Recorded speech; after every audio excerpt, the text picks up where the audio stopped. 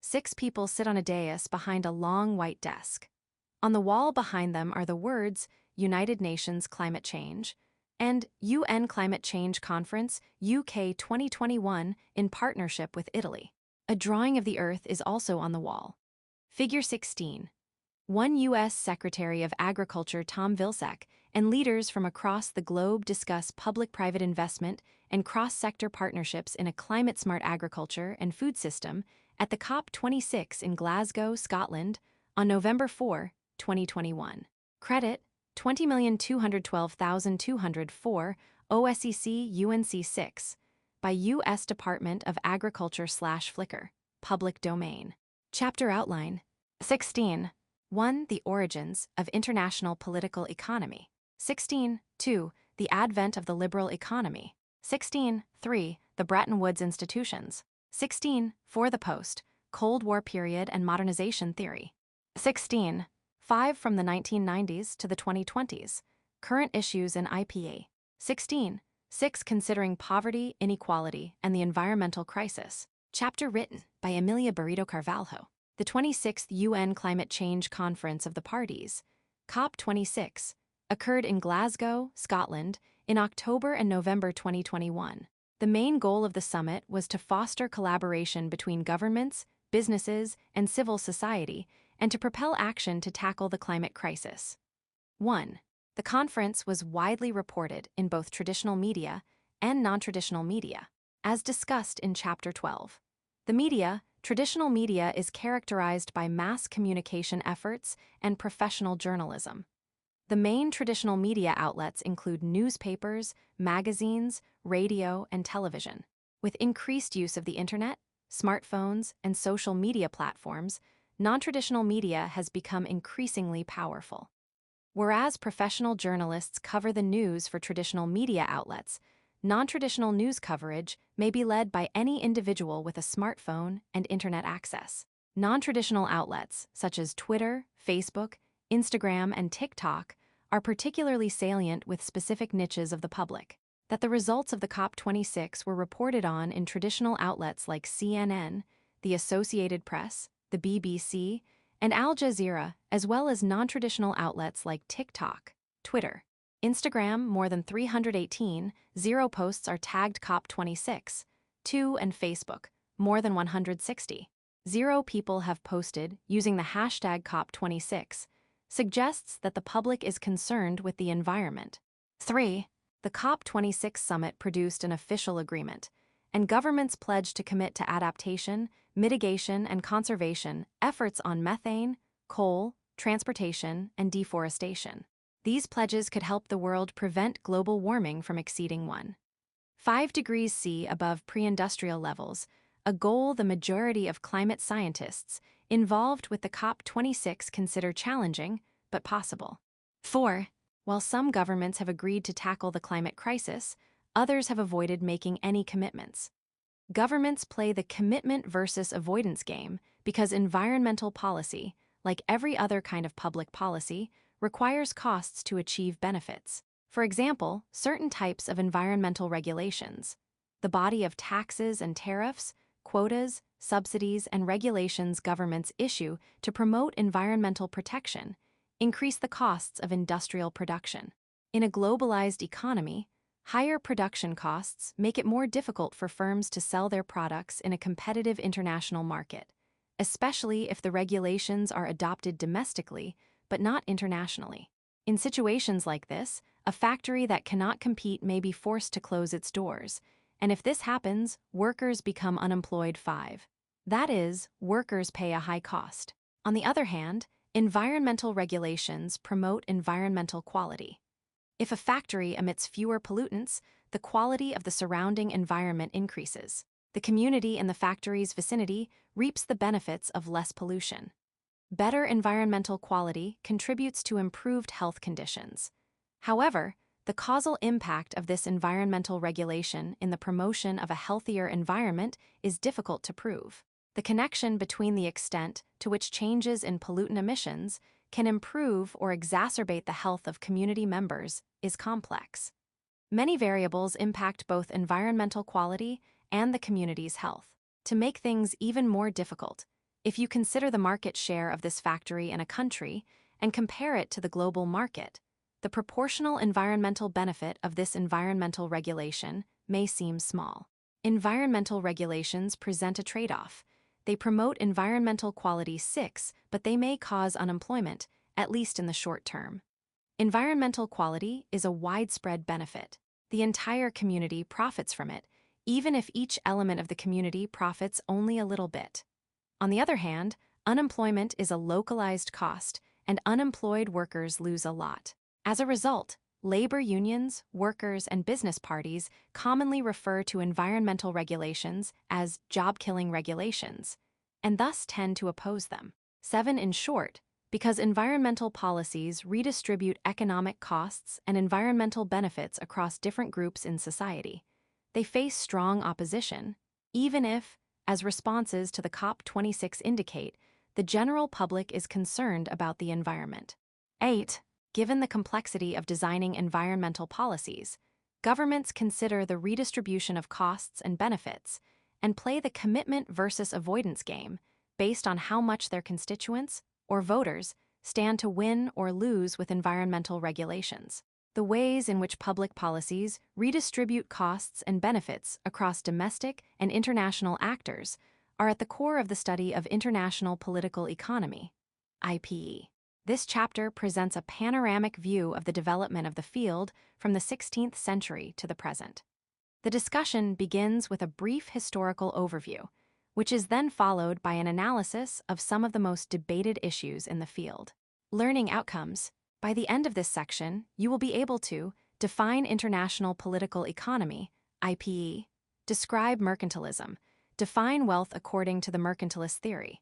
International political economy, IPE, is a vast field of study occupied with the investigation of political processes and their economic consequences, which have both domestic and international impacts. IPE describes and explains the extent to which politics and public policies define winners and losers among different groups in a society. 9. Video. Aspects of international relations. International political economy. In this short clip, academics from the International Relations Department at the London School of Economics discuss the study of international political economy and its value. Those components of politics and policy making in a country that result in specific public policies are referred to as political factors. These components can be domestic, such as the organization of the electoral system, how politicians interact to establish policies, and the level of economic and institutional development, among others.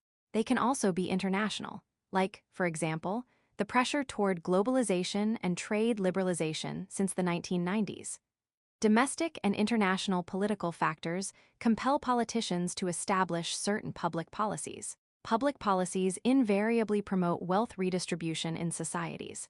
As mentioned above, these policies shift benefits and costs across different groups and thus establish winners and losers. 10. The example of the commitment versus avoidance game, played during the COP26 summit, illustrates how governments negotiate environmental issues with eyes on how the policies they establish will cater to their constituents, and thus increase these politicians' chances of remaining in power. 11. Yet political factors are constantly changing, and as they change, policymakers redesign policies, redefining the winners and losers. Profound transformations occurred in Western Europe during the Enlightenment, paving the way for the current economic system in the United States, the market economy, or capitalism. Such transformations also prompted the establishment of political economy as the field dedicated to the study of the relationship between politics and the economy. Adam Smith, 1723–1790, a Scottish political thinker and economist, was one of the first to examine the relationship between politics and the economy. Given the influence of his writings on the development of the field, he became known as the father of political economy. Although political economy only emerged as a field of study in the late 19th century, politics and the economy were already interconnected in the real world. Political economy has been around for as long as politicians have been making decisions that favor some groups at the expense of others. The changes in politics and the economy that occurred during the Enlightenment deeply altered political and economic practices domestically and internationally. The centralization of political power in the hands of the monarch in Western Europe during the 17th and 18th centuries, known as absolutism, illustrates the impact of these changes and how they laid the foundations for the market economy. During the absolutist era, the belief in divine providence, that God had chosen the monarch to govern, was widespread. Monarchs had absolute political power and made decisions with the aim of increasing that power. At the time, power and wealth were interchangeable concepts. Power begot wealth and wealth begot power. This environment provided fertile ground for mercantilism, the dominant economic system throughout the absolutist era. Mercantilism was based on capital accumulation or the increase of wealth. Notice, however, that during the absolutist era, there were no paper currencies, no US dollars, Mexican pesos, or euros. The currency was made of precious metals, gold and silver. The more gold and silver acquired, the wealthier and more powerful the monarch or the country. Precious metals are naturally occurring elements and cannot be created despite alchemists' best efforts. Thus, the amount of wealth in the world was considered finite. Because wealth was limited, wealth accumulation was a zero-sum game. 12. The fact that a monarch got some gold meant that others had lost it. Therefore, to preserve their wealth and power, monarchs not only took precious metals whenever they could but also fiercely protected the wealth in their possession. As rumors about new worlds, rich in gold and silver, circulated in Western Europe in the 16th century, monarchs sponsored naval fleets to venture into unknown seas in search of riches. Several European ships ended up discovering, land, and colonizing native peoples in the Americas as well as in Asia, Africa, and Oceania. As the new worlds were colonized, monarchs could extend their domain to the colonies. Taking advantage of their absolute power, they seized precious metals and increased their wealth. 13. After all, power begot wealth. Video. Mercantilism. The relationship between England and its North American colonies in the 17th and 18th centuries provides an example of mercantilism. Wealth also begot power. During the 16th, 17th, and 18th centuries, European armies were composed of mercenaries.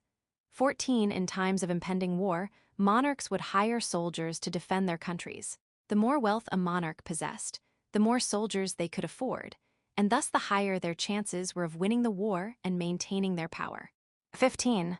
Given that wealth was finite, monarchs sought to accumulate wealth or capital through protectionist policies, which safeguard the domestic economy against foreign competition through the establishment of trade barriers such as tariffs, subsidies, import quotas, and other restrictions on imports.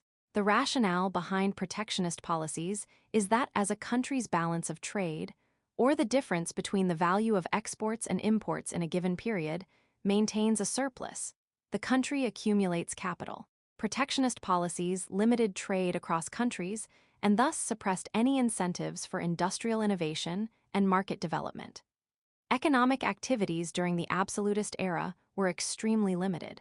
Agriculture, food production, and the production of consumer goods used rudimentary inputs and technology. Production output was basically for subsistence, and common people had very few possessions.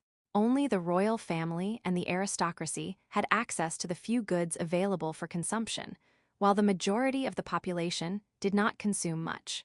Yet, the capital the monarchy and aristocracy accumulated during mercantilism made the Industrial Revolution possible. The Industrial Revolution promoted many significant changes at the end of the 18th century. These changes pressured monarchs to let go of protectionist policies in favor of trade liberalization, helped markets to flourish, and welcomed the participation of the individual in the economy. Learning outcomes. By the end of this section, you will be able to explain the origins of the market economy, define wealth according to classical liberal theory, describe Adam Smith's argument regarding the three levels of analysis. The Enlightenment and the Industrial Revolution mark the introduction of new concepts that fundamentally transformed European societies and the world. Enlightenment thinkers freed human beings from an unquestionable religiosity, superstitions, and social rigidity. Absolutism could no longer be defended on the basis of God's will and divine providence. The ideas of anthropocentrism, or the argument that human beings are the most important component of the universe. Rationalism, which is the belief that reason rather than experience is the foundation of knowledge. And scientism, or the view that inductive methods of the natural sciences are the only source of genuine knowledge-prompted changes that culminated with the French Revolution and the Declaration of Independence of the 13 colonies. Movements toward political democratization and economic development based on these ideas have since been diffused to the four corners of the world. The Enlightenment period promoted the idea of civilization as opposed to savagery. Societies that reflected anthropocentrism, rationalism, and scientism were the first to reap the benefits of the Industrial Revolution, including the development of the market and social progress, and to embody the idea of civilization. These societies were initially located in Western Europe and were then propagated to the colonized world, accompanying the migration movement and the birth of industrialization. Societies based on traditional religion and superstition, where family relationships defined power and politics, were considered savage. In University of Denver Emeritus Professor David P. Levine's words, civilization is an important concept in political economy. Civilized society provides its members with opportunities not otherwise available, but it also confronts them with dangers. 16. One of these opportunities is wealth creation. Enlightenment thinkers rejected the mercantilist idea that wealth is finite, proposing that wealth could in fact be created. The concept of wealth had been transformed. As Levine puts it, producing wealth is a special sort of activity. It is one that employs some of our assets to produce commodities, goods and services valued in the market. 17. This change in the perception of what constituted wealth had an enormous impact on political economy. If wealth is understood as the extent to which the market values a good or service, and if the creativity and industriousness of the human mind is boundless, then wealth is infinite. More than 200 years later, we still employ Enlightenment ideas about the concept of wealth. Adam Smith played an important role in defining our understanding of wealth creation, the functioning of the market, and the role of the government in a market-based society. His beliefs in science and in human beings' inclination toward progress are key to his account of political economy. Adam Smith laid the foundation for liberalism, the dominant economic practice that persists today, in his classic work, The Wealth of Nations, 1776. He rejected mercantilism, suggesting that monarchies' insistence on the balance of trade surplus through trade barriers would hurt the economy. According to Adam Smith, the best approach to the economy was a laissez-faire one. In other words, the free market approach in which governments do not interfere in the market and let things take their own course. An advertisement shows the words, "Think markets are competitive." Think again, across a black and white portrait of Adam Smith. Figure 16. 2. As this 2019 advertisement in a Bulgarian airport bearing his image shows, Adam Smith is still closely associated with free market ideas. Credit, modification of work by Adam Smith spreads the gospel by Someone Bifles/Flickr. CC by 20. Adam Smith developed his argument in The Wealth of Nations using different levels of analysis. First, he focused on the individual level and argued that self-interested individuals, or in other words, individuals focused on advancing their personal interests, tend to make decisions that will maximize results to their own benefit. Thus, if governments guarantee individuals the freedom to produce and trade as they please, society will be better off in the long run. His second level of analysis examined the state. Adam Smith argued that countries should dedicate themselves to the production of what they produce best, following their comparative advantages. For example, he argued that given France's geographic characteristics and the developed skills and abilities of its people, France can produce better cheese and wine than, for example, Great Britain, and at a lower cost. Therefore, he argued, France should produce cheese and wine. On the other hand, given Great Britain's geographic characteristics and traditions, the British can produce better quality wool than the French, and therefore Smith argued that the British should produce wool and not cheese and wine. At the international level of analysis, Smith argued that if countries stick to their comparative advantages, international trade should allow individuals in different countries to have access to the best products at the lowest costs. This would eliminate the need for trade barriers and result in a system of free international trade. In this case, both the French and the British would get the best cheese, wine, and wool at the lowest cost. Adam Smith's assumption regarding the benefits of a laissez-faire economy has accompanied the mainstream understanding of political economy since the publication of The Wealth of Nations.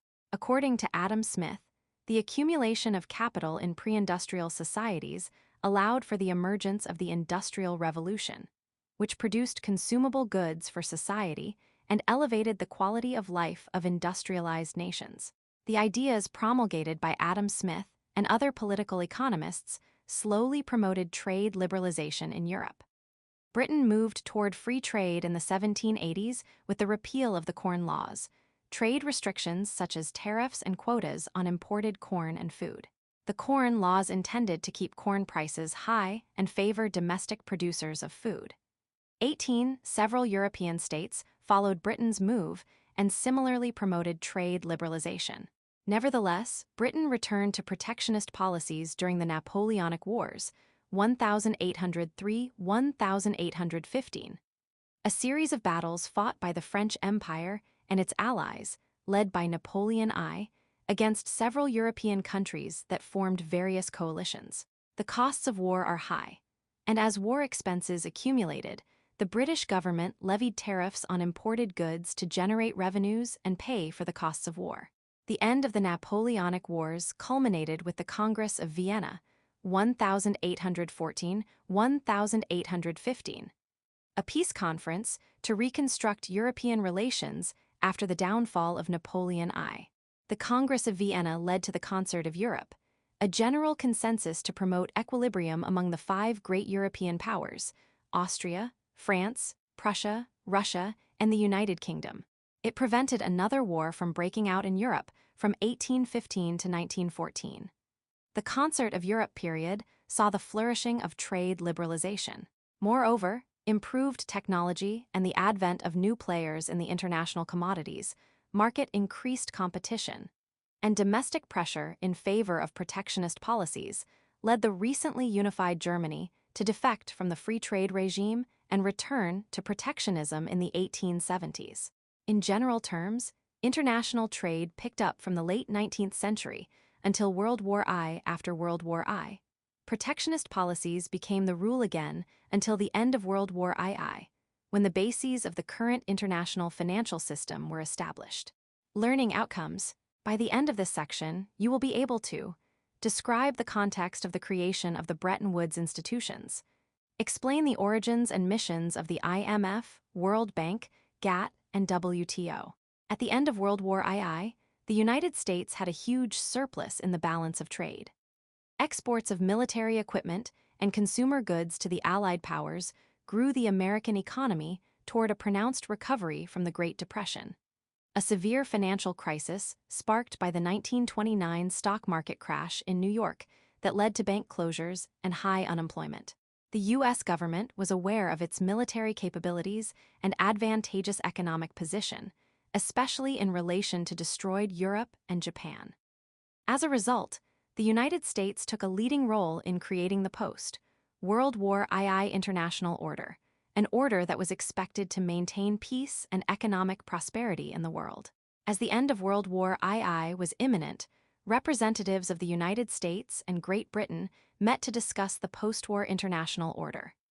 One of these meetings took place in July 1944 in Bretton Woods, New Hampshire, and became known as the Bretton Woods Conference. Harry Dexter White, Assistant Secretary of the Treasury in the United States, led the U.S. delegation, and John Maynard Keynes, advisor to the Treasury in the United Kingdom, led the delegation from Great Britain. The United States, Great Britain, and 42 allied nations sent representatives to the conference. Yet, the participation of these 44 states was only relevant to the extent that they supported either the American or the British side. 19. During the conference, the U.S. and British delegations presented proposals for the establishment of the World Economic System. The United States wanted to create an international order that was strong enough to promote international economic stability. Their main objective was to avoid another economic crisis like that of 1929. Great Britain's proposal was more focused on reconstruction, but the British had difficulty garnering support. In the end, the U.S. proposal prevailed, with compromises. As a result, the Bretton Woods system reflected U.S. concerns in the post-World War II period. For instance, the United States accepted the British suggestion that governments should stimulate their economies and promote international trade without competitive currency devaluations.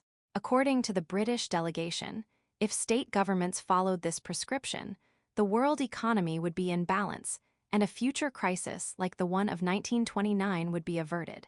In the end, the Bretton Woods Conference created two international financial institutions, the International Monetary Fund, IMF, and the International Bank for Reconstruction and Development, which became known as the World Bank. These two institutions were based on the belief that global collective action was necessary to guarantee international economic stability and rebuild Europe. Video. What's the difference between the IMF and the World Bank? In this clip, CNBC's Elizabeth Schulz explains the differences between the IMF and the World Bank. During the conference, there were also attempts to create a third institution to promote and regulate international trade. However, trade is a highly sensitive issue, especially to weaker states. Therefore, the third institution was not created in the conference, but discussions continued, and in 1947, the Havana Letter established the General Agreement on Tariffs and Trade GATT. In 1995, the GATT gave way to the World Trade Organization, WTO, the International Monetary Fund. At the time of the Bretton Woods Conference, it was commonly believed that competitive devaluations among major international currencies had caused the 1929 financial crisis. Competitive devaluations happen when a country devalues its currency in relation to other countries to gain trade advantage, but other countries devalue their currencies in response. Though more recent evaluation has determined that other factors were responsible for the stock market crash, the U.S. delegation at Bretton Woods insisted on the creation of a strict international monetary system as a way to prevent future economic crises, and a return to the gold standard, the monetary system in which the standard unit of account is a fixed quantity of gold. The U.S. economy had maintained a substantial surplus in the balance of trade during the war years and controlled a significant part of the world's gold reserves. As a result, confidence in the value of the U.S. dollar was widespread. Capitalizing on the situation, the U.S. delegation proposed a system backed by the U.S. dollar and assured that the U.S. government would guarantee that every dollar was backed by gold. 1 ounce of gold per 35 U.S. dollars, USD. Other currencies would have a fixed parity with gold and also with the U.S. dollar. The IMF would be responsible for monitoring the value of other currencies against the dollar. After much deliberation, it was agreed that international currencies could deviate 1% from their fixed rates without previous consultation with the fund. Yet, the fund should be notified of any deviations greater than 1%, but smaller than 10%. Only in cases of fundamental imbalance could the IMF authorize devaluations greater than 10%. 21. Though this arrangement seemed to solve the problem of competitive devaluations, there was still the problem of a lack of international liquidity. That is, a lack of money or gold in the international market. Much of the liquidity problem was solved through the Marshall Plan, a program through which the United States sent USD 26 billion in war recovery aid to Europe and Japan between 1946 and 1949. Even with the disbursement of the grants and loans, the American balance of payment, or the difference in value between all payments made to a country and the payments the country has made to the rest of the world, maintained a surplus of USD 6,022,000,000, which helped extend the high confidence in the US dollar. Yet, in order to establish the international monetary system, governments had to hold reserves, or money, gold, and other highly liquid assets that a country's central bank or other monetary authority could use to meet financial obligations. In the United States, the Federal Reserve System, commonly referred to as the Fed, is the central bank, and it works to promote the effective operation of the economy. Reserves help to keep currencies at a fixed or pegged exchange rate, in which a currency's value is fixed against the value of another currency, basket of currencies, or gold. For example, when a country runs a deficit in the balance of payment. That is, when payments a country makes exceed payments it receives, and there is a shortage of money. The supply of its currency in the foreign exchange market exceeds the demand. If the forces of supply and demand were free, the price of the currency would fall to adjust to the market. However, to maintain the proposed fixed or pegged exchange rate, a government could not allow its currency to devalue or appreciate more than 1%.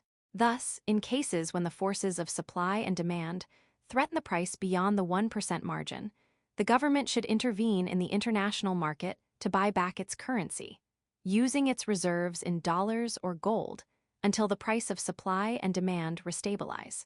So, under the Bretton Woods guidelines, governments should keep reserves and act to correct the devaluation or appreciation of their currency. In reality, those currencies that maintained surpluses and appreciated were not corrected, while the fixed exchange rate regime was in place. As a result, devaluations are often seen as synonymous with economic problems rather than as a mechanism for regulating the system. Over time, even the IMF began to discourage the practice of valuation.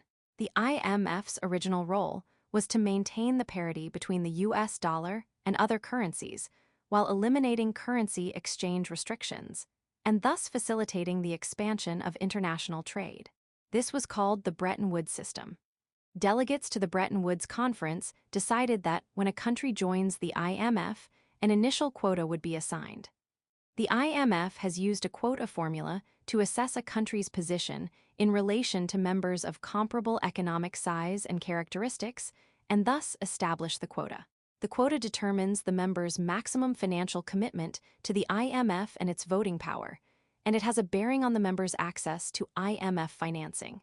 The IMF, in practice, during its first years of operation, from 1949-1958, the Bretton Woods system was favorable to the United States, as the United States was the only country in the Western world with surpluses. The United States, backed by its economic superiority and concerned with communism, rushed to guarantee conditions for restructuring and growth for the Western European and Japanese economies. In 1949, the United States was categorical in its recommendation of a restructuring of the exchange rate against the US dollar. The restructuring was massive. The devaluation allowed gains in relation to exports since, by inducing a reduction in costs and prices against the dollar, the devaluation allowed for a trade surplus. The result was that the United States ran deficits throughout the 1950s. Initially, such deficits were not a cause of worry. The United States had understood that deficits were necessary for rebuilding the European economy and stopping communism. Nevertheless, in 1958, the weakness of the dollar became evident. The first sign of concern came in the form of the establishment of conversion rates between European currencies. Until then, there was a conversion rate between each currency and gold as well as the dollar, but not between the currencies themselves. The adoption of conversion rates made it easier to transfer credit between European countries and thus increased the flow of investments and international trade in Europe. Between 1958 and 1965, American corporations made huge investments in the European market, raising U.S. concerns about the deficit and worries about foreign direct investment, FDI. One company's investment in a business based in another country. American deficits and investments in Europe resulted in an overabundance of U.S. dollars in the international system, and with that abundance, the dollar lost its credibility in the international market, and several countries that kept their reserves in dollars exchanged them for gold. As countries exchanged their dollars for gold, the demand for gold increased, and when the supply did not meet the demand, the price of gold increased. As the gold standard was in place at that time, backing the US dollar by gold became more expensive. In an attempt to stop gold from appreciating on the international market, the United States briefly put its gold reserves on sale, stopping after the level of gold reserves decreased considerably. Likewise, as the demand for dollars decreased and the supply exceeded the demand, the price of the dollar decreased. That is, the excessive supply of the dollar in the international market led to a devaluation, and without the option to sell more gold on the international market, the United States was pressured to devalue its currency, but met this pressure with considerable resistance. In 1964, President Lyndon Johnson increased American participation in the Vietnam War. In the long run, this increased participation proved disastrous not only for the U.S. economy, but also for the world economy. Although American economists urged the government to increase the tax burden to pay for war expenses, taxes were only readjusted in 1967, when the debt was already quite large. All of these difficulties led the United States to pressure the IMF to create special drawing rights, SDR, in 1969. Member countries' quotas have been translated to SDRs, the IMF's unit of account. SDRs represent a claim to currency held by IMF member countries for which they may be exchanged. These units of account, issued by the IMF, were intended to increase the liquidity of the monetary system and reduce the world's dependence on gold and the dollar, its main reserves. Initially, USD 35 billion in SDRs were issued. The SDRs emerged when the world was already drowning in excessive liquidity of dollars. 23. Faced with this situation, in August 1971, President Richard Nixon announced a reform package that unilaterally ended the conversion of the dollar into gold and devalued the American currency by 7%. With these measures, the Bretton Woods system came to an end. In 1972, the dollar suffered another devaluation, further reducing the U.S. debt. With the end of the Bretton Woods system, the functions of the IMF were revised. At that moment, the world was going through a new phase: conditionalities. Under pressure from the United States in the new economic order of the 1970s, the IMF began attaching conditionalities. Policy actions a country agreed to take in exchange for the receipt of financial support to IMF loans. 24 New York University professor Adam P. Arzuersky and Princeton University professor James Raymond Vreeland suggest that conditionalities are a penalty.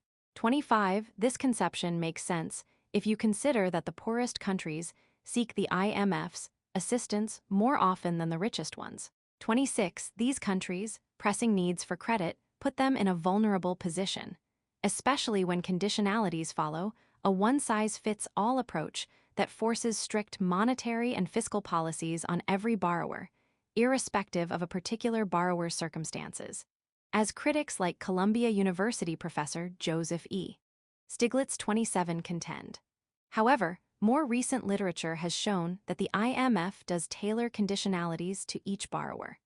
28 According to University of Rochester professor Randall Warren Stone, there is evidence that the more problematic a country's economic situation, the looser the conditionalities the IMF will impose, regardless of how well the IMF tailors conditionalities.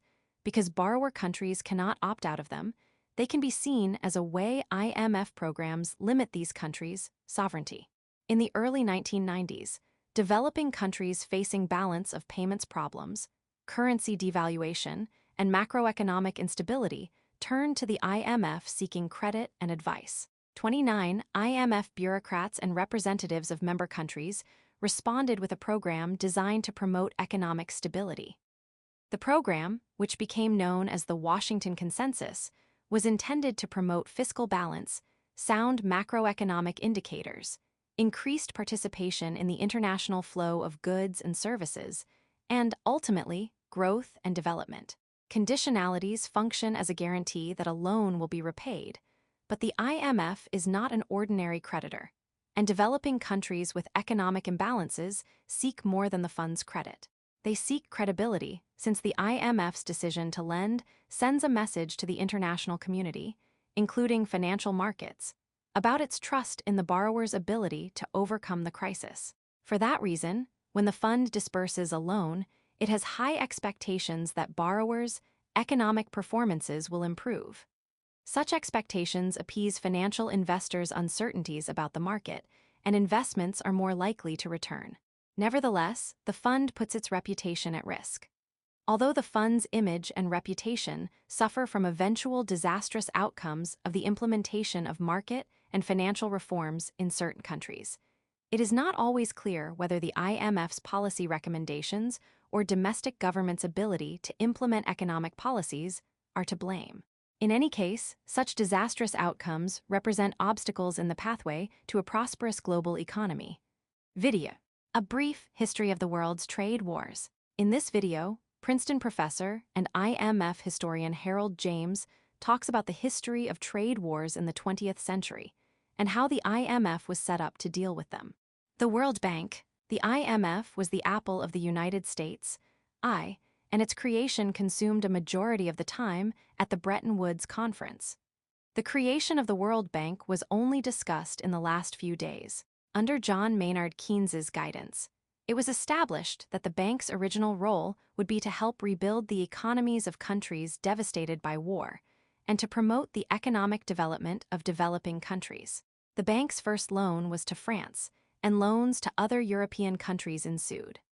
However, in 1947, as the Marshall Plan ended up taking the lead in the reconstruction effort in Europe, the World Bank had to adapt, and it swiftly shifted to funding development projects around the world in sectors such as power, irrigation, and transportation.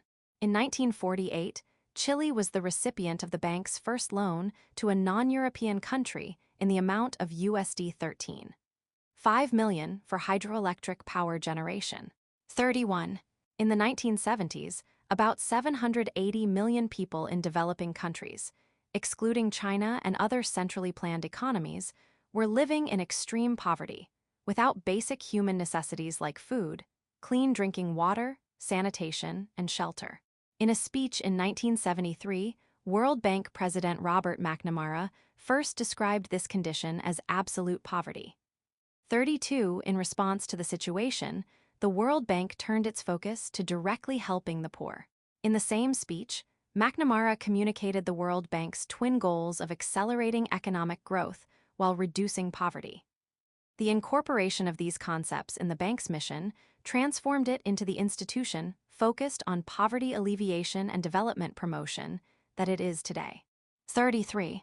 The 1980s and 1990s presented the world with new challenges related to oil shocks, shortages of oil and oil derivatives in the Western world that resulted from oil-exporting countries, decision to reduce oil production, debt crises as countries were unable to pay their debts, and environmentalism. The bank responded by incorporating new skills and safeguards into its work. As a result, the bank began to provide loans for structural adjustments with the approval of the IMF. In other words, the bank's loans were linked to the fund's conditionalities, such as fiscal discipline, tax reform, and liberalization of foreign direct investment. The overall effectiveness of these loans was the target of criticism from the international community. 34. In the 1990s, with the end of the Cold War and the collapse of the Soviet Union, the bank started to assist former Soviet nations in transitioning their economies, and many of these recently recognized nation-states became World Bank members.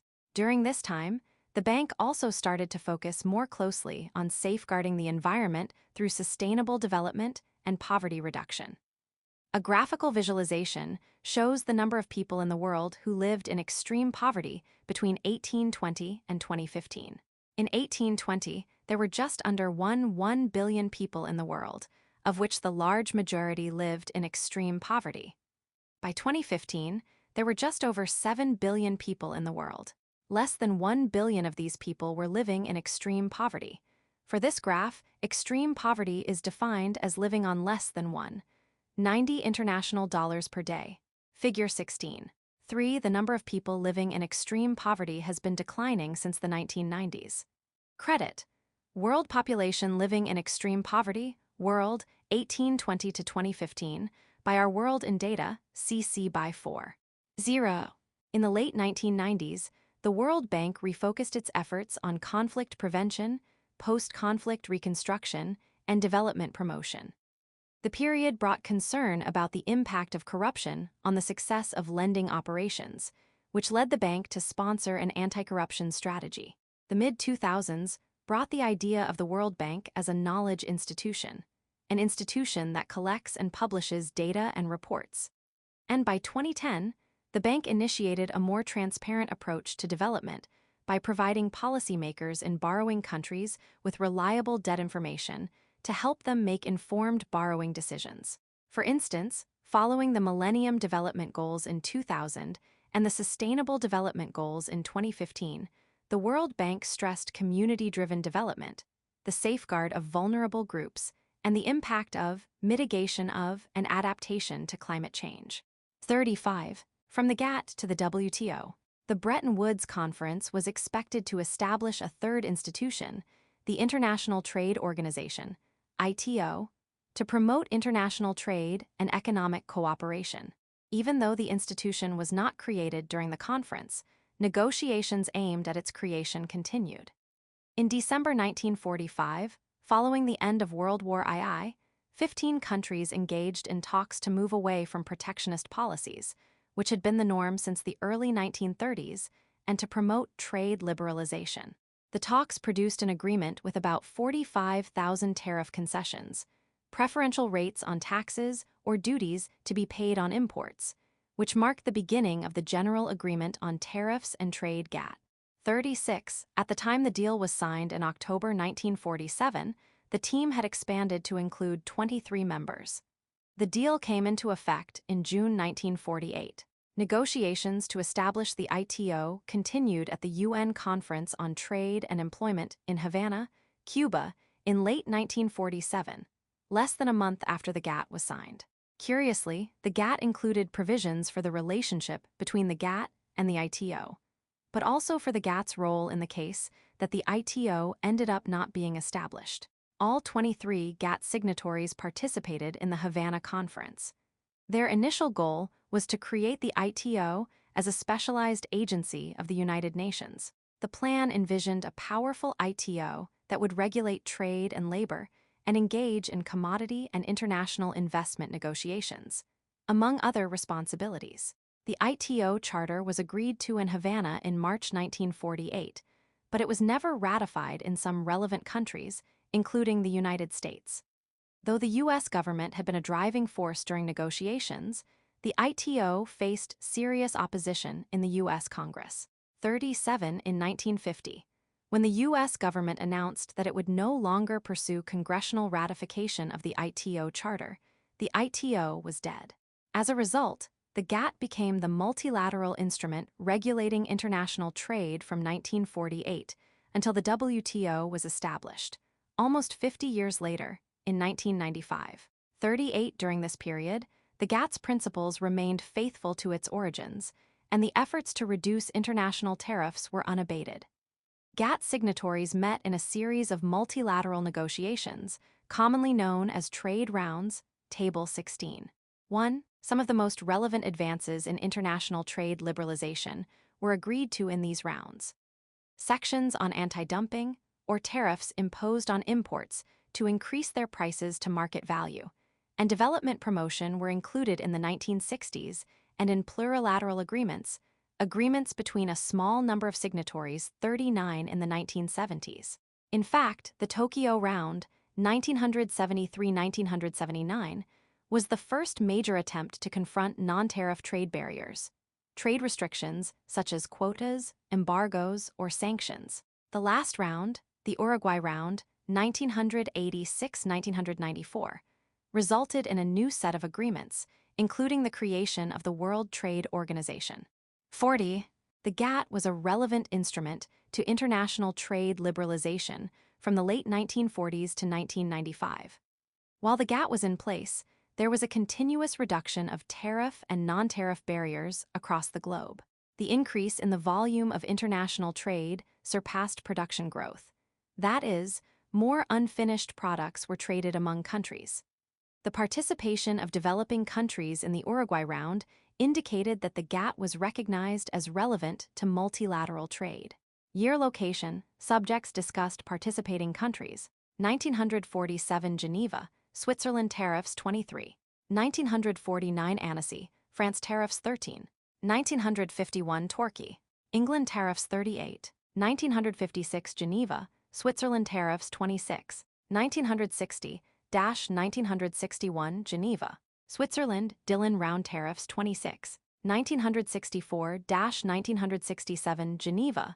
Switzerland Kennedy Round tariffs, anti-dumping measures 62, 1973-1979 Geneva. Switzerland Tokyo Round tariffs, non-tariff measures, framework agreements 102, 1986-1994 Geneva. Switzerland Uruguay Round tariffs, non-tariff measures, rules, services, intellectual property, dispute settlement, textiles, agriculture, creation of WTO 123. Table 16. 1 GATT trade rounds, source, https://www. ResearchGate. Net/figure/the GATT trade rounds TBL 35,056,860. Nevertheless, there were problems. Economic recessions throughout the Western world in the 1970s and 1980s led to increases in protectionist measures, especially for sectors facing increased international competition. Resulting high unemployment and constant factory closures led governments in developed countries to seek bilateral agreements with competitors, discarding multilateralism. Agricultural trade has never been discussed during the GATT rounds. Governments adopted subsidies, grants to individuals or firms, usually in the form of a cash payment from the government or a tax cut. Trade in services, which was not covered by GATT rules, had increased throughout the 1980s and 1990s. Moreover, GATT's institutional structure and its dispute settlement system were the cause of concern. These and other factors convinced GATT members to renew attempts to establish an institution to promote trade liberalization. Their efforts resulted in the World Trade Organization, WTO. The Uruguay Round and earlier GATT negotiations form the basis of the WTO's current work. WTO agreements cover goods, services, and intellectual property. The institution establishes governing principles of liberalization and permitted exceptions for member countries. It sets procedures for settling disputes, prescribing special treatment for developing countries. A person stands at a podium giving a speech. Behind this person, another person in a military uniform stands at attention. The wall in the background reads, MC10 Nairobi 2015 and Kenya. Figure 16. 4. In 2015, Kenyan President Uhuru Kenyatta spoke during the opening of the 10th World Trade Organization, WTO, ministerial conference in the Kenyan capital, Nairobi, the first to be held on African soil. Credit, 10th WTO Ministerial Meeting Opening 16 by Make It Kenya Stuart Price/Flickr, public domain. Where countries have sought to lower trade barriers, negotiations have helped to liberalize trade. The system's overriding purpose is to help trade flow as freely as possible, so long as there are no undesirable side effects. An important task of the WTO is managing the dispute settlement process. Trade relations often involve conflicts, and having an international institution to manage these conflicts in accordance with an agreed-upon legal foundation has proven beneficial. The WTO's procedure underscores the rule of law, and it makes the trading system more secure and predictable. Dispute settlement is the central pillar of the multilateral trading system and one of WTO's main contributions to the stability of the global economy. Without a means of settling disputes, the rules-based system would be less effective because there would be no way to enforce those rules. Meet a professional. Leysa Vasconcelos, International Trade Coordinator. International grain commerce feeds the world. During the COVID-19 pandemic, the Latin American grain industry worked hard to adapt in order to ensure the maintenance of the supply of grains to the world population. Ensuring international grain supply is part of Leysa Vasconcelos' day-to-day work. Leysa is an international trade coordinator at a subsidiary of a multinational corporation in Brazil that exports grains produced in Latin America all over the world. Please explain what you do for your organization. I'm an international trade coordinator. I coordinate grain purchase contracts and export operations at a subsidiary of a large corporation in Brazil. In addition to managing internal purchases and exports, I support offshore operations and international arbitration panels, and I have an advisory role on the company's Environmental, Social, and Governance (ESG) committee. ESG analyses look at how companies affect the environment and society, and also how governance within the company occurs. For example, if the company is promoting equity and diversity, investors are increasingly relying on ESG indicators to make investment decisions. How did you get involved in your position? I have a degree in international relations from PUC Goiás, Brazil, and an MBA from FGV, also in Brazil. I entered the company to perform technical tasks, but I was interested in learning more. So, in parallel, I tried to understand the connections between the activities of my department and those of other departments. Eventually, I became a reference in problem solving and got promoted. What advice would you give students who are interested in your line of work? Try to get a job where you want to work, even if you have to start at the bottom. Do your job well and pay attention to what's going on around you. Learn how what you're doing fits into the bigger picture. When you work hard and learn, people will see the value you bring to the company, and you'll be able to advance to the point where you can do work that you really enjoy. Be proactive and develop skills that put you in a position to be considered for roles in different areas. Learning outcomes. By the end of this section, you will be able to describe changes inaugurated with the end of the Cold War, explain key tenets of modernization theory, cite a counterargument to modernization theory. From its beginning in the late 19th century until the end of the Cold War in 1989, international political economy was almost exclusively focused on the world's international financial powers, liberal democracies in Western European countries and the United States.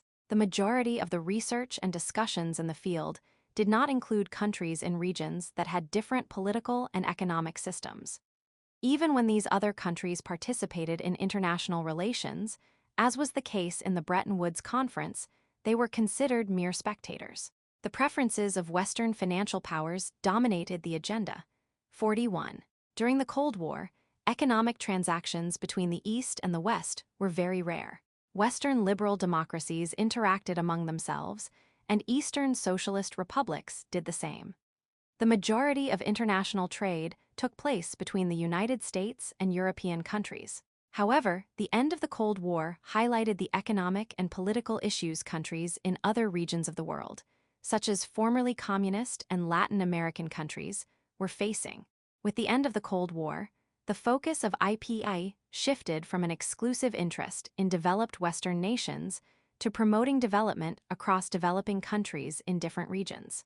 Since the late 1940s, modernization theorists had been searching for ways to bring economic growth and democracy to developing societies. A person holding a potted seedling crouches among coffee plants. Figure 16. 5. Oneida Gomez holds a coffee plant in the nursery she has planted with the help of Blue Harvest, a Catholic Relief Services partnership with Keurig Dr. Pepper, and the Inter-American Development Bank's SAFE platform that aims to improve the water supply to help the agricultural economy in El Salvador. This is just one example of a huge number of development projects in the post-Cold War era. Credit: Blue Harvest El Salvador by Marin Barbie/Flickr, public domain. Modernization theorist Seymour Martin Lipset was one of the first to propose a link between economic development and democracy. He argued that improved wealth and education levels would create the right conditions for the establishment of democratic institutions. 42. Once people with low socioeconomic status are given access to education, Lipset contended, they become less committed to their existing ideologies and less isolated from people of other socioeconomic statuses. As these groups become more educated and politically active, they become part of the middle class. And as the middle class increases, it pushes for democratic institutions. In general, the key argument of modernization theory is that economic growth promotes structural changes in society that lead to increased political representation, and, eventually, to the establishment of democratic institutions. Nevertheless, even though most developed countries are democracies, it is difficult to establish a causal mechanism, or a link, between economic growth and democratic institutions. UCLA Emeritus Professor Barbara Geddes, a political scientist who has examined developing societies for over 20 years, contends that modernization is the most empirically supported hypothesis about the suitable conditions for democratization. 43. Similarly, University of Chicago professor James A. Robinson has found statistical evidence indicating that economic development is highly correlated with democratization, even though the exact mechanism by which economic growth spurs democracy has not yet been uncovered. 44. Video. Why does democracy matter for development? At the annual Democracy Forum 2014 in Gaborone, Botswana, DivEx associate editor Richard Jones asked experts and high-level officials why democracy matters for development. New York University professor Adam P. Arzuersky and Fundação Getulio Vargas, Professor Fernando Limangi, two other prominent modernization scholars, argue that the impact of economic development in a society is so strong that once a country reaches a certain threshold of growth, a democratic regime will always survive. These scholars offer a metaphor to explain this relationship, suggesting that if modernization is a long walk, democracy is only the final step. In their empirical analyses, they find that transitions to democracy occur independently of the level of economic development or high per capita income levels. However, once a transition happens, countries with higher levels of economic development tend to remain democratic. 45. Considering the difficulty of finding the causal mechanism between economic development and democracy, MIT professor Darren Acemoglu and colleagues have reevaluated the modernization hypothesis. They find that most studies that claim to have found a connection between economic development and democracy fail to account for relevant variables. They argue that events during critical historical moments lead to divergent economic and political outcomes, either promoting economic development and democracy or leading to poverty and authoritarianism. Thus, these scholars believe that these critical historical moments are an underlying cause of economic development and democracy. 46. The core debate in modernization theory has not been solved. While developing countries, with the support of international institutions such as the IMF, World Bank, and WTO, continue to pursue economic development. Given the unwanted consequences of the market economy, the focus has shifted from development to sustainable development. Learning outcomes. By the end of this section, you will be able to describe how IPE has changed in the decades following the end of the Cold War. Explain how governments react to international trade. Describe government responses to international finance and crises. Label the pros and cons of different exchange rate regimes. The end of the Cold War opened new doors for IPE. Over the last 4 decades, numerous developments such as intensifying globalization, trade liberalization, international migration, poverty reduction, growing inequality, and climate change, embedded in an unprecedented wave of technology development, have profoundly altered not only what IPE examines, but how. Since the late 1980s, as the focus of IPA shifted from a handful of developed countries to incorporate many others in several different regions, its international aspect has become more pronounced, as have the accompanying complexities. IPE has become more focused on empirical analyses. Sophisticated software and advanced statistical techniques now allow researchers to measure variables once considered to be unquantifiable. Today, IPE researchers start conversations based on the validity of their empirical findings.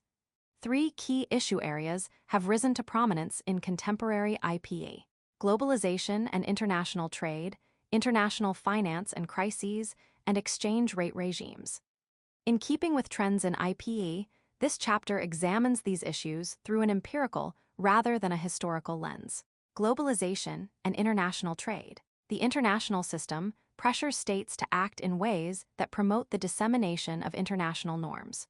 For instance, ideas encouraging globalization have motivated trade liberalization since the 1990s. 47. Spanish sociologist Manuel Castells defines globalization in economic terms as an economy whose core activities work as a unit in real time on a planetary scale. Thus, capital markets are interconnected worldwide so that savings and investment in all countries depend for their performance on the evolution and behavior of global financial markets. 48. The interconnectedness of markets poses an opportunity or a threat to a country, depending on the country's ability to compete in the international market. A large body of IPE literature examines government responses to globalization. Political scientists like Yale University professor David R. Cameron, Cornell University professor Peter J. Katzenstein, and University of Southern California professor Jeffrey Garrett have demonstrated that under the pressure of leftist parties, domestic governments tend to expand in order to counterbalance the volatility of an open economy and to protect impacted workers. 49. An extensive body of political economy literature discusses the impact of globalization on domestic governments, asking whether globalization causes the government to contract or to expand. Trade policies distribute the benefits and costs of trade among groups in Society 50, favoring either market liberalization or protectionism. Liberal trade policies promote lower prices across the board, and with this, domestic industries face international competition. Consumers win, but workers in import-competing industries that cannot keep up with international competition lose.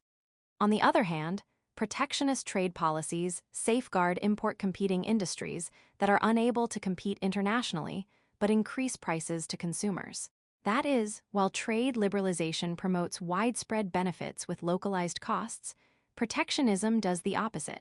It promotes limited benefits with generalized costs. Show me the data. A graph shows the trade openness index, the sum of world exports and imports divided by world GDP, from 1870 to 2019. The index rose from 17.6% in 1870 to 29% in 1914. By 1945, it had dropped to 10.1%. From 1945, it rose to 39.5% in 1980. It continued to rise until 2008, when it reached 61.1%. At that time, it began a slow decline. In 2019, it was 53.5%. Year ranges are defined as the following: 1870 to 1914, industrialization and integration, 1914 to 1945, interwar era, 1945 to 1980, post-war rebound, 1980 to 2008, liberalization, and 2008 to 2019, slowbalization. Figure 16. 6. In recent years, globalization has retreated for the first time since World War I. Sources: Our World in Data. Pearson Institute for International Economics. Attribution. Copyright Rice University, OpenStax, under CC BY 40 license. Globalization calls for market liberalization. It decreases government participation in the economy by allowing the market to regulate the movement of capital, labor, goods, and services across borders. As a result, businesses move production plants from one location to another in search of competitive advantages. Production costs decrease, and trade volumes increase. The economic gains from trade liberalization are widely documented. 51, but the dislocation of production plants to areas where cheaper labor is available has left behind unemployed factory workers. While trade liberalization leads to lower prices and brings new consumers to the economy, increasing the quality of life of millions of people, it also generates unemployment when factories that, in the face of international competition, cannot keep their doors open end up exiting the market. New York University political scientist Fiona McGillivray demonstrated that, when faced with fierce international competition, entire industry sectors struggle. And as more factories close, more workers become unemployed. 52. Factory workers' skills tend to be industry-specific. Thus, if unemployment is an industry problem, unemployed workers have difficulty finding similar jobs with comparable wages and benefits. For example, a welder in a steel factory has abilities that cannot be easily translated to other industries. Consequently, unemployed workers, in this example, steel workers, are left with few options. They may accept a low-skilled, low-paying, limited benefits job, enroll for professional retraining, and/or remain unemployed. Considering the difficulties of professional retraining, Harvard University professor Torben Iverson and former Berlin Social Science Center researcher Thomas R. Cusack have shown that workers who lose their jobs due to international competition tend to remain unemployed for long periods of time. 53. Studies about the impacts of globalization on government spending tend to focus on workers. Globalization affects factory owners and investors differently than it impacts workers, and thus factory owners and investors tend to deal with market volatility differently. Investors usually save money for rough periods, buy insurance to protect themselves from market volatility, and pressure the government for assistance. Workers do not usually have extra money to save or with which to buy insurance, and thus are left only with the option of resorting to the government for assistance. Whether the government is composed of left labor or right liberal parties that espouse liberal economic ideologies, following the ideas initially proposed by Adam Smith impacts the size of the government. Majority left labor governments tend to spend significantly more on welfare policies, such as unemployment benefits and food stamps. These policies generate spending and increase the size of the government. Right liberal majority governments tend to cut welfare expenses, spend less, and thus decrease the size of the government. Winners and losers in international trade. Several researchers have studied people's preferences about international trade and have found that the key variables influencing preferences toward globalization and market liberalization are 1. Material gains, and 2. Education levels. One can argue that an individual who works in an import-competing industry would be a loser in an environment of trade liberalization, and thus would tend to oppose it. Suppose that an industry in country A does not have comparative advantage in sugar production. Countries B, C, and D have more favorable conditions to produce it, and therefore can produce better quality sugar at a lower cost. What would happen if country A's government did away with trade barriers, including tariff and non-tariff barriers, on sugar imports? Country A would receive more of the higher quality, cheaper sugar from countries B, C, and D. The sugar industry in country A, which had adopted liberal trade policies, would face pressure from the international market to become more efficient and to produce cheaper sugar. If the sugar industry in country A were not able to keep up with international quality and prices, it would, with time, get out of the market.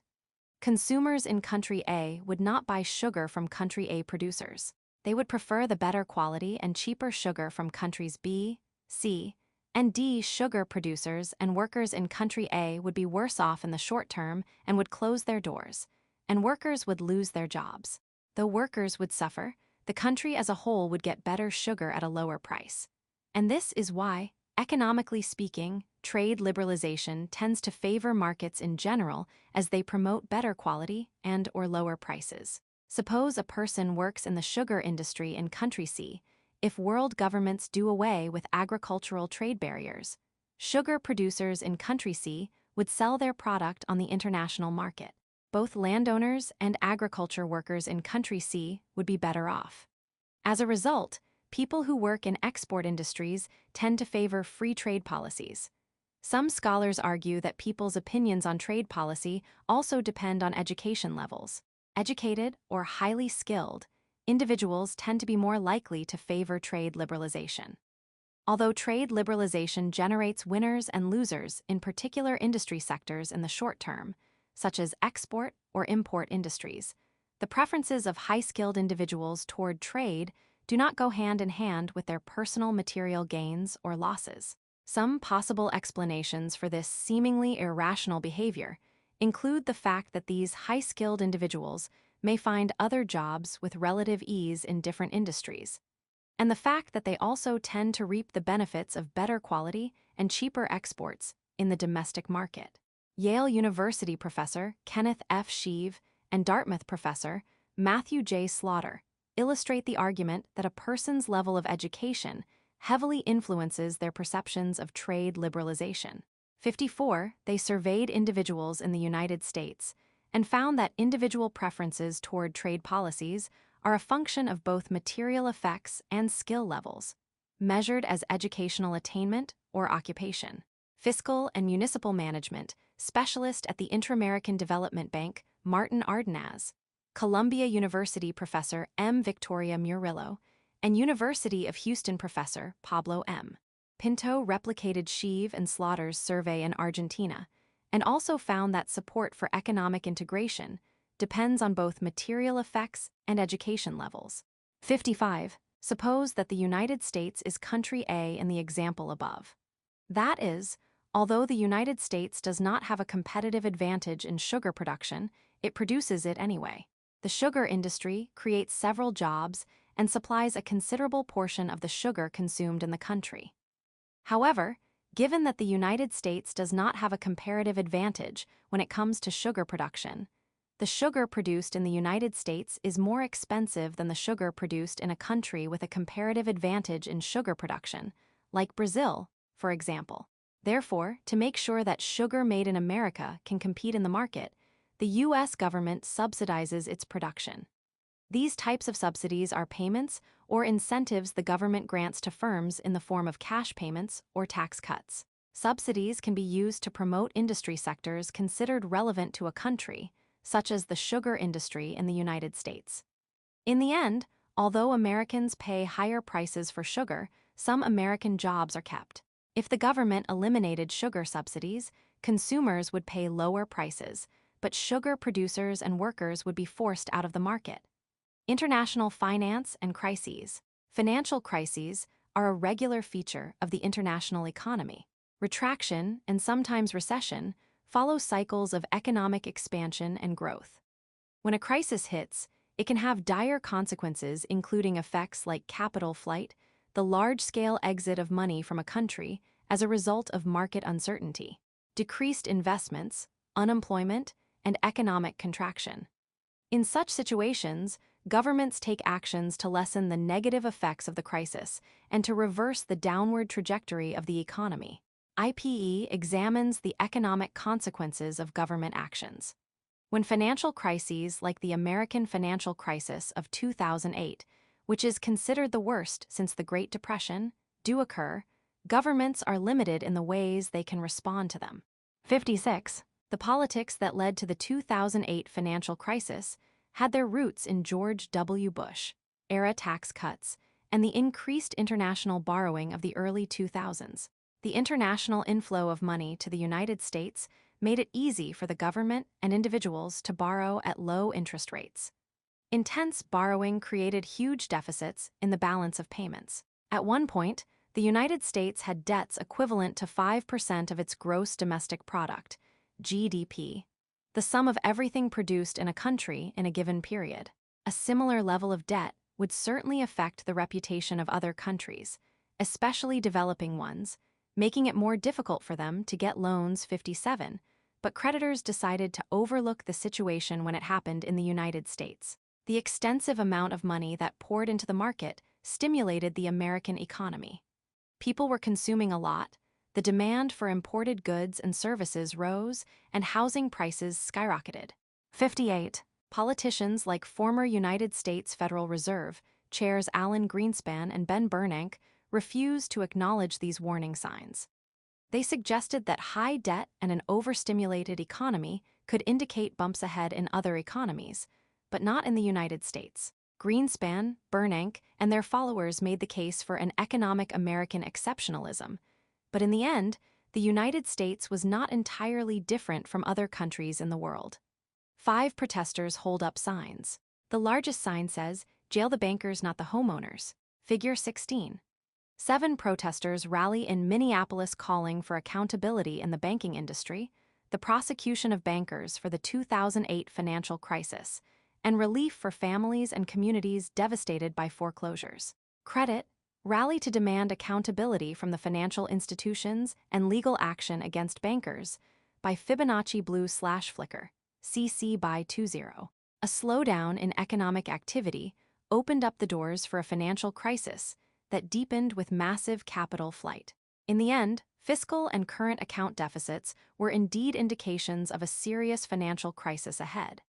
When the Obama administration took office in January 2009, it followed Keynesian guidelines, taking significant steps to intervene in the economy, including bailing out major corporations, to lessen the impacts of the crisis. The American government did not have to act to secure an exchange rate, as most countries who go through such a crisis do, but it did act to reduce capital flight and stimulate investments.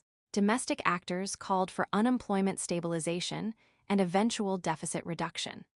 The government's ability to bail out big corporations through the disbursement of loans during the crisis indicates that there might indeed be some form of American economic exceptionalism. Perhaps no country other than the United States could have contradicted IMF prescriptions. The actions of the American government in response to the 2008 financial crisis were markedly different from the actions of other states. Greece provides a telling example. Greece has had to conform to fiscal policy austerity as prescribed by international institutions, while the U.S. government has been able to take whatever course of action it chooses. Different governments have access to different actions during a financial crisis. The United States' seemingly successful recovery implies that a government's ability to respond to a financial crisis depends not only on domestic incentives, but also on its power to pursue an expansionary economic policy in times when this action would not at all be recommended. Though more powerful countries can stand to take more risks than less powerful ones, only the United States, which is the world's financial hegemon, 59, has the leeway to take this course of action. This exception takes one back to the establishment of the post-World War II international financial system, where the United States had the most prominent role. Exchange rate regimes in a globalized economy. As discussed above, the Bretton Woods monetary system established a gold standard under which governments kept gold in their treasuries to back the value of their currencies. In 1971, the gold standard was extinguished, and since then the value of national currencies has been based on trust or their perceived value. Whenever an individual buys something, they believe that good or service is worth a portion of their money. The demand for goods produced in one country creates the demand for that country's currency. As a result, exchange rates are established. An exchange rate is the price of a currency relative to another currency. A government can use several mechanisms to manipulate the value of its currency. By creating incentives to sell abroad and buy domestically, governments change the relative prices of their currencies. Such incentives can occur through trade, increased output, but especially innovation and productivity. In terms of monetary policy, the government can print money, or it can increase interest rates to curb consumption. A government can also manipulate the value of the currency by establishing changes in the exchange rate regime. Video. Exchange rates. This short film discusses how currency values rise and fall, and the reasons why a country would want to manipulate the value of its currency. While almost every economist would agree that a free trade policy is superior to imposing trade barriers, when it comes to exchange rates, there is no agreement on which policy is best. Governments can choose from among three main exchange rate regimes: a floating, flexible exchange rate, a fixed, pegged exchange rate, and a multilateral exchange rate. In a floating exchange rate regime, the supply and demand of a currency in the market determine its value. For example, when American consumers want to buy more Mexican products, the demand for Mexican pesos rises, and, consequently, the price for pesos increases. Americans will spend more dollars to buy pesos. When Mexican consumers want to buy more American products, the demand for dollars increases, and the price of dollars also increases. Pesos become devaluated in relation to the dollar. In a floating exchange rate regime, the prices of currencies float naturally according to the pressures of supply and demand. Theoretically, in the long run, there is an equilibrium among all the currencies in the market, and the balance of payments of every participating country is zero. A government may decide to fix the exchange rate regime. In such cases, no matter how supply and demand forces interact, exchange rates remain constant. No matter how much Americans demand Mexican agricultural products or vehicles, if the Mexican government maintains a fixed exchange rate, 1 peso will be equivalent to $2, for example. The mechanisms through which a government maintains a fixed exchange rate regime are market interventions, such as using reserves to correct the devaluation or appreciation of their currency, and fiscal and monetary policies, which refer to governments' decisions about taxation and available credit in the economy. A government usually fixes an exchange rate to stimulate exports, reduce imports, and avoid large deficits on the balance of payments. In a multilateral exchange rate regime, governments allow their currencies to fluctuate within margins. There is a floor, the lowest allowed value, and a ceiling, the highest allowed value. And whenever the currency reaches either the floor or the ceiling, the government intervenes using marketing interventions and fiscal and monetary policies to change the relative price of a currency. Each exchange rate regime has pros and cons. On the positive side, a fixed exchange rate regime stabilizes the flow of international trade since it promotes predictability and offers an anchor for macroeconomic policies. However, a fixed exchange rate regime may result in losses in either output or employment, depending on the country's position as an importer or exporter. Under a fixed exchange rate regime, politicians lack the ability to manipulate monetary policy for electoral or partisan reasons. Meanwhile, a floating exchange rate regime can be unpredictable and may not help to stabilize the flow of trade, but it allows for the political manipulation of the currency.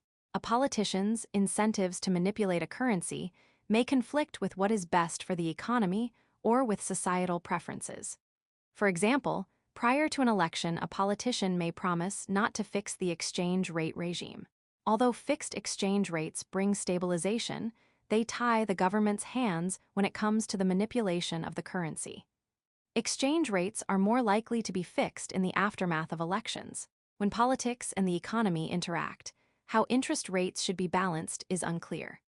Therefore, an independent central bank, or a central bank with the power to define monetary policies without government influence, may be a good option to promote an exchange rate regime and monetary policies more connected to an economic agenda and less responsive to electoral politics. The movement toward globalization and trade liberalization since the 1990s has resulted in a tremendous increase in capital mobility. The ability to move capital from one country to another, and shifted much of domestic politics toward floating exchange rate regimes. Movements in exchange rate regimes affect the return on investments, and investors exert pressure on governments to adjust rates in ways that benefit them. In the short term, the shift to capital mobility and financial integration, the process that connects financial markets all over the world, favors capitalists with mobile assets, such as investors, and disfavors those not so mobile, such as manufacturing or farming. In the long run, this trend tends to favor the mobile capital owners over workers. It is hard for economists to agree on an optimal exchange rate regime because socioeconomic issues and electoral politics influence which regime is best for a given country. In order to avoid some of these questions, many countries have independent central banks that are more tuned to socioeconomic aspects and less immersed in party politics. Learning outcomes. By the end of this section, you will be able to explain the origins of poverty, inequality, and the environmental crisis, discuss prominent criticisms of liberal economic theories and the market economy. As the David P. Levine quotes included in the above discussion of the advent of the liberal economy suggest, the market economy has provided its members with great opportunities, but has also confronted them with great dangers. The advent of liberalism brought the possibility of creating wealth and the continuous development of market economies, which culminated in unprecedented levels of globalization and trade liberalization since the 1990s. Innovation and scientific and technological developments are intrinsically associated with the incentives the liberal market provides. In other words, as people like Microsoft co-founder Bill Gates and co-founder of Apple Steve Jobs put their minds to work, they create amazing things that can be produced on a large scale for the consumption of billions of people around the world. People like Gates and Jobs are rewarded with wealth, and this possibility fuels entrepreneurs across the globe and propels them to create, find solutions to difficult problems, and transform how people live their lives. However, dangers associated with capitalism, like poverty, inequality, and environmental crises, are the other side of the coin. Many authors argue that these dangers are inescapable consequences of capitalism. Poverty and inequality. Like Levine, several scholars have suggested that poverty is an inescapable feature of capitalism or the market economy. Recall that, With the advent of the market economy, it became possible to create wealth. Ideas that circulated during the Enlightenment, such as laissez-faire economics, an emphasis on individual freedom, and the protection of property rights by a limited government, promoted wealth creation and capital accumulation. At the same time, these ideas have exacerbated poverty and inequality. Under other economic systems, such as mercantilism, wealth was fixed, and monarchs and the aristocracy lived lavish lives, while the rest of the population lived frugal lives. As there was no trade among countries, there was not much to consume. People ate what they planted or raised, wore what they sowed, and when things went well, they could barter some excess with their neighbors. As they were all in the same boat, everyone had similar living conditions, and there was no striking inequality. Only a tiny portion of the population, the royals, lived differently. The Enlightenment brought profound changes, from the advent of markets to urbanization and a new relationship with private property, including land. At the same time that the market economy was being developed during the Enlightenment period, the Industrial Revolution made it possible to produce goods for mass consumption. Video, Turning Points in History, Industrial Revolution. The Industrial Revolution made a myriad of products affordable for large numbers of people. A new social class emerged, the middle class. While those people in the middle class were able to consume much more than before, many people were relegated to a condition of poverty, where they did not participate in the markets or had no plot of land to subsist on. Those who were poor had no means by which to fulfill their basic needs for water, food, and shelter. This condition was different from the destitute condition of the mercantilist period, when people had at least their basic needs met. Several authors argue that the same mechanism that produces wealth and innovation also creates poverty, inequality, and environmental crises. In other words, poverty, inequality, and environmental crises are understood as unwanted consequences of the market economy. While the industrial process creates affordable goods for mass consumption, it has had unwanted consequences. For example, those who had been displaced from the land where they used to live started to sell their labor in exchange for a wage. Note that there were no wages during mercantilism. The relationship with work was completely different, and the landlord took care of the families that lived on his land. The British television series Downton Abbey, set in the early 20th century, illustrates the change from a world where the landlord was responsible for caring for the families that lived on their land to a world where individuals were free, and thus responsible for the care of themselves and their families. Note, however, that the changes illustrated in the show had been going on for almost a century. The concept of wages creates a serious tension within the market economy. In order for workers to be able to satisfy the basic needs of their families, wages should be as high as possible. On the other hand, in order to keep production costs down and guarantee the profit of the capital owner, wages should be as low as possible. This relationship between labor, wages, basic needs, and unemployment creates poverty. Most sell their labor in exchange for a wage that should allow the worker to provide for themselves and their family. If the labor is not specialized, the pool of people capable of working the job is large. If there are more individuals willing to sell their labor than actual demand for that type of labor, wages are lower and there is unemployment. The supply of capable workers exceeds the demand for workers with those skills. If, as a consequence of low wages or unemployment, a worker is unable to provide themselves and their families with basic goods, they are considered poor. An office signboard reads, "Unemployment Insurance Claims Office, Figure 16. 8 in the United States, individuals who are unemployed may submit claims for unemployment benefits. However, these benefits are often not enough on their own to support a family." 61, Credit, Unemployment Office by Bert Lum/Flicker, CC by 20. The generalized suffering among the poor during the Industrial Revolution prompted several political philosophers to search for answers to solve the problems of growing poverty and inequality. At the beginning of the 19th century, these political philosophers proposed a variety of responses to the challenge. Although each of their proposals had singular characteristics, each involved the social ownership of the means of production or the control of farms, factories, and business offices by the people. Thus, these political philosophers became known as socialists. Socialist thinkers proposed forms of societal organization that upset the foundations of the market economy. There was a general belief among socialists that this economic system could not satisfactorily address the problem of inequality of property or wealth.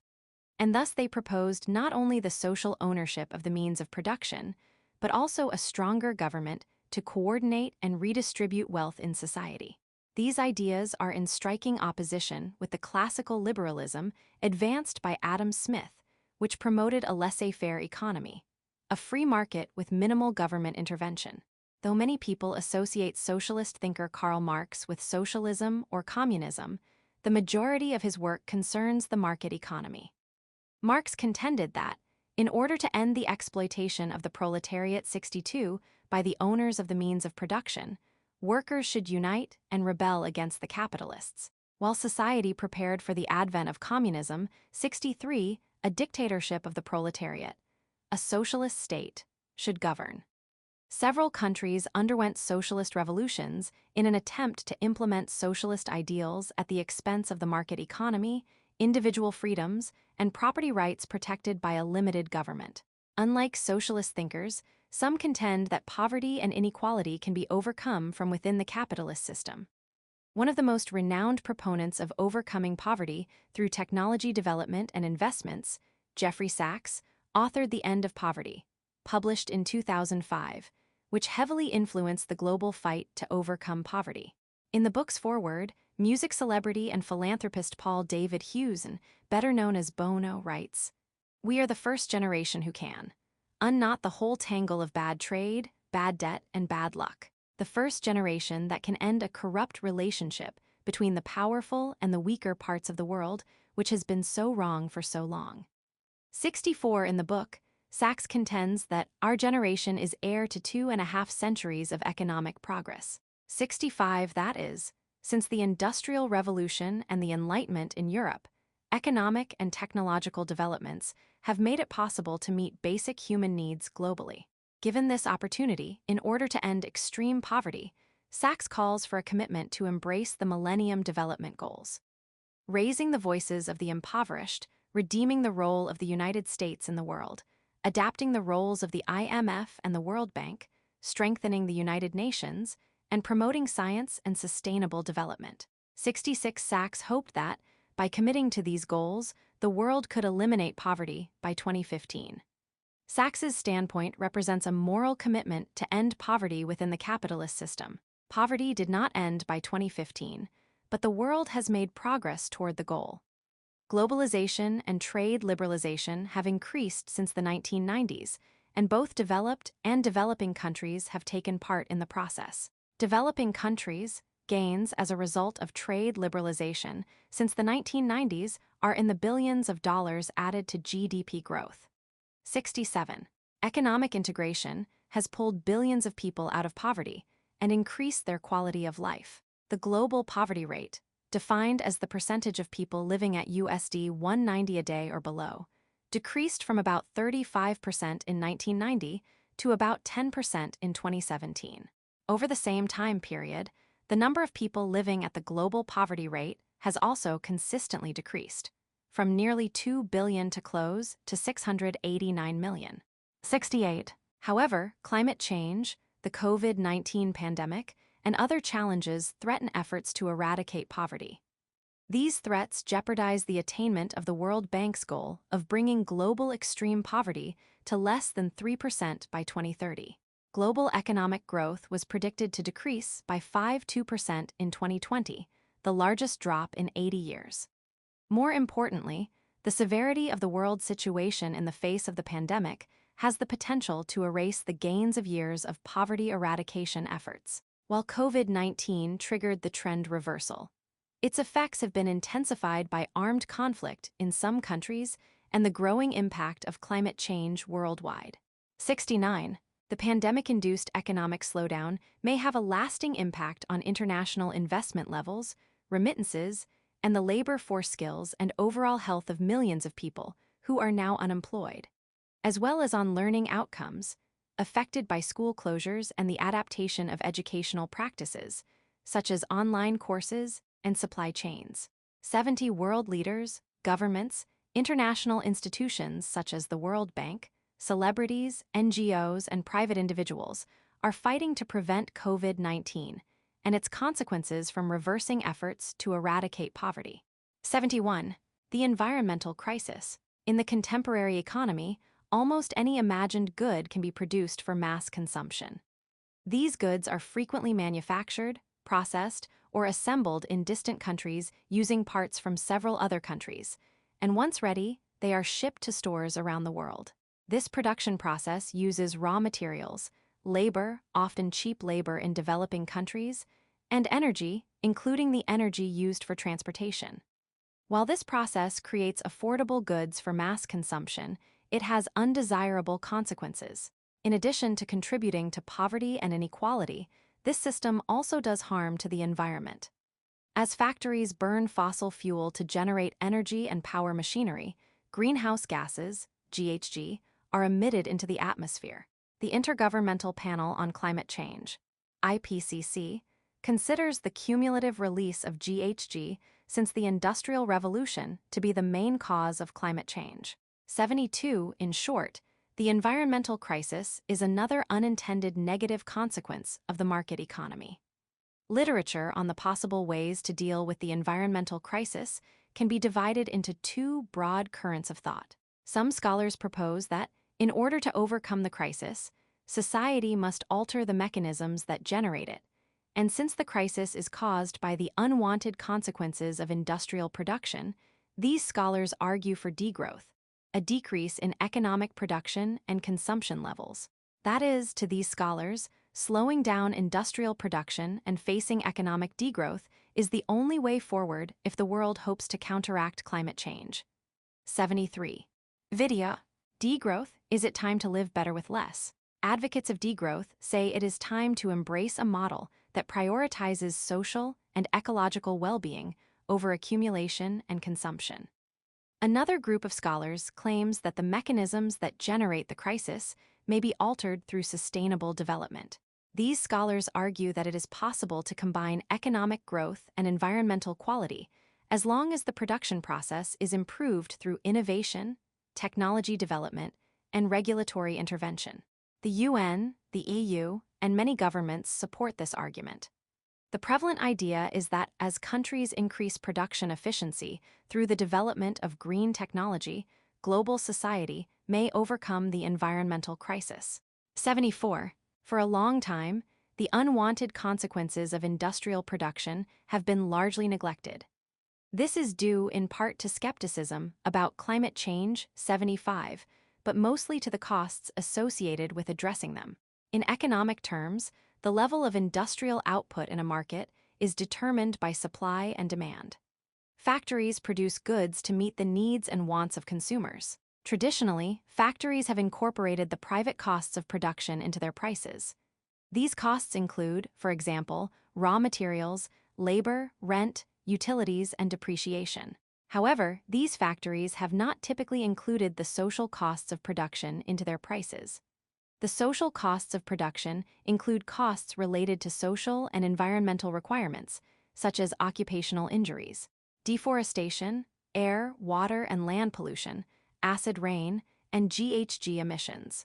Because environmental costs have not been incorporated into the price of goods, they have been split across many individuals. Commonly, it is not consumers who bear the burden of a product's highest environmental costs. For example, the Texas Gulf Coast is home to 6 oil refineries. Oil refined at these plants fuels the vehicles of millions of consumers across America. In addition to refining oil, these refineries are the country's largest polluters of benzene, a chemical compound known to cause various forms of cancer. Individuals who live in the vicinity of these plants and breathe the benzene-polluted air pay some high costs.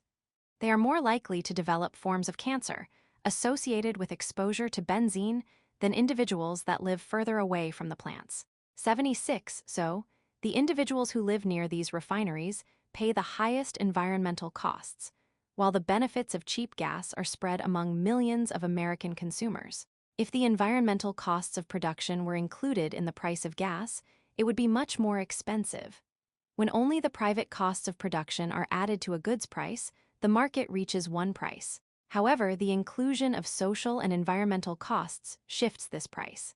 The difference between Price 1, which does not consider social costs, and Price 2, which adds them to the final price, demonstrates the unwanted consequences of production, commonly referred to as environmental externalities. As fewer consumers are willing to pay the full price for a product, sales of the product decrease. As sales decrease, production levels also decrease. Consistently lower sales and reduced production levels tend to generate unemployment. 77. To mitigate and adapt to the consequences of the environmental crisis, the UN has promoted Sustainable Development Goals. 78. The European Union, EU, has worked to develop a stringent body of environmental policies since the late 1980s. 79. And Korea and Japan have adopted similar policies. 80. The United States took some relevant steps toward sustainable development during the Obama administration, 2008-2016. Scaled back those efforts during the Trump years 81, 2016-2020, and has resumed efforts to meet sustainable development goals under Biden. 2020 present.